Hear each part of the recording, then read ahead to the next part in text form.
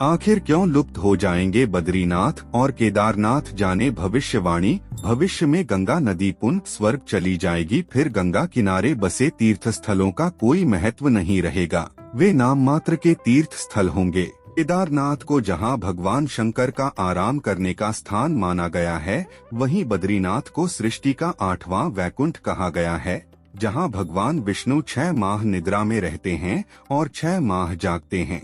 नमस्कार दोस्तों, छोटका बाबा चैनल पर आप सभी का स्वागत है। यदि आप भी करते हैं विष्णु जी और शिव जी से प्यार और पाना चाहते हैं उनका आशीर्वाद, तो वीडियो को लाइक और चैनल को सब्सक्राइब जरूर करें। और हाँ, कमेंट में ओम जय जगदीश हरे और हर हर महादेव जरूर लिखे। चलिए शुरू करते हैं। पूरा देश गंगा का हत्यारा है। मान्यताओं के अनुसार जब गंगा नदी धरती पर अवतरित हुई तो यह 12 धाराओं में बंट गई।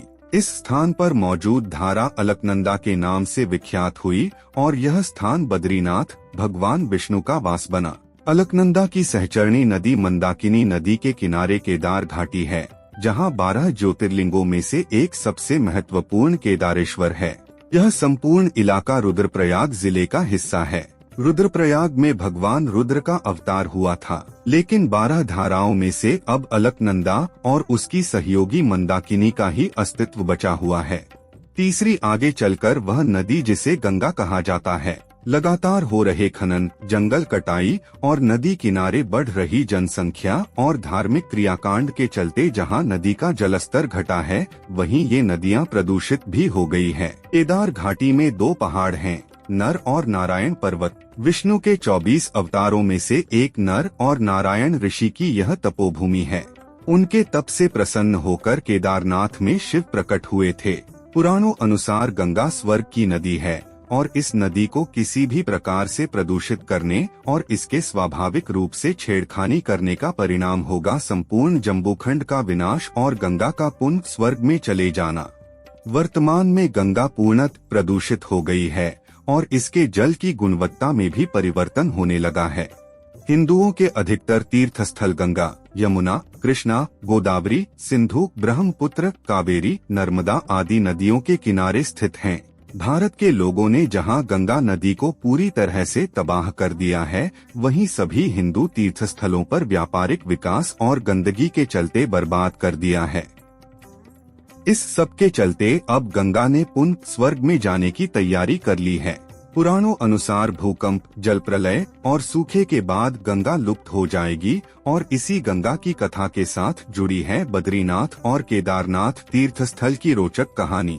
नृसिंह भगवान की मूर्ति अब बद्रीनाथ में नहीं होंगे भगवान के दर्शन, क्योंकि मान्यता अनुसार जोशीमठ में स्थित नृसिंह भगवान की मूर्ति का एक हाथ साल दर साल पतला होता जा रहा है।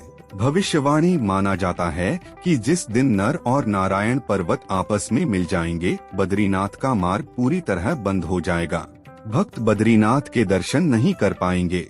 उत्तराखंड में आई प्राकृतिक आपदा इस बात की ओर इशारा करती है कि मनुष्य ने विकास के नाम पर तीर्थों को विनाश की ओर धकेला है और तीर्थों को पर्यटन की जगह समझकर मौजमस्ती करने का स्थान समझा है, तो अब इसका भुगतान भी करना होगा। पुराणों अनुसार आने वाले कुछ वर्षों में वर्तमान बद्रीनाथ धाम और केदारेश्वर धाम लुप्त हो जाएंगे और वर्षों बाद भविष्य में भविष्य बद्री नामक नए तीर्थ का उद्गम होगा।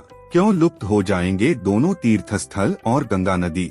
अलकनंदा और मंदाकिनी, इन दोनों नदियों का पवित्र संगम रुद्रप्रयाग में होता है और वहां से ये एक धारा बनकर पुनः देवप्रयाग में भागीरथी गंगा से संगम करती हैं। देवप्रयाग में गंगा उत्तराखंड के पवित्र तीर्थ गंगोत्री से निकलकर आती है। देवप्रयाग के बाद अलकनंदा और मंदाकिनी का अस्तित्व विलीन होकर गंगा में समाहित हो जाता है तथा वहीं गंगा प्रथम बार हरिद्वार की समतल धरती पर उतरती है। भगवान केदारेश्वर ज्योतिर्लिंग के दर्शन के बाद बद्री क्षेत्र में भगवान नरनारायण का दर्शन करने से मनुष्य के सारे पाप नष्ट हो जाते हैं और उसे जीवन मुक्ति भी प्राप्त हो जाती है। इसी आशय को शिव पुराण के कोटि रुद्र संहिता में भी व्यक्त किया गया है। तस्यैव रूपं दृष्ट्वा च सर्वपापै प्रमुच्यते जीवन्मुक्तो भवेत् सोऽपि योगतो बद्रीवने दृष्ट्वा रूपं नरस्यैव तथा नारायणस्य च केदारेश्वर नाम नष्ट मुक्ति भागी न संशय। बद्रीनाथ की कथा अनुसार सतयुग में देवताओं, ऋषिमुनियों एवं साधारण मनुष्यों को भी भगवान विष्णु के साक्षात दर्शन प्राप्त होते थे।